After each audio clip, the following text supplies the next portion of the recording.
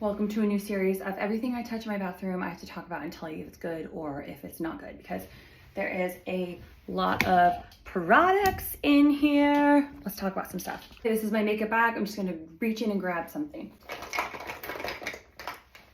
Oh, I've actually talked about this a lot. This is the Danessa Myricks Yummy Skin Tint, but it's actually her blush. This is called Rosé and Brunch, and this lasts forever. I'm actually wearing it on my face. This is what it looks like, but it's nice and creamy, and you gotta work with it quick, because if you don't, it will stay in the same spot, which is a good thing. I'm gonna go in my shower now.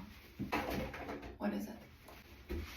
Oh, the Kerastase. I like this conditioner a lot. This is a good line if you use the shampoo, conditioner, and the spray that goes with it. It's a little bit much for normal hair type people because it can make your hair a little bit greasy, kind of like a little bit of an old lady smell.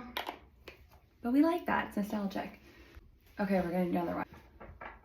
Oh, I'm not breaking it. Oh, Ilia True Serum Skin Tint. This is my favorite. I'm actually almost out. Well, not almost. Foundation lasts forever, but the True Serum Skin Tint, this has aloe in it, which is actually really interesting. I'm wearing it right now.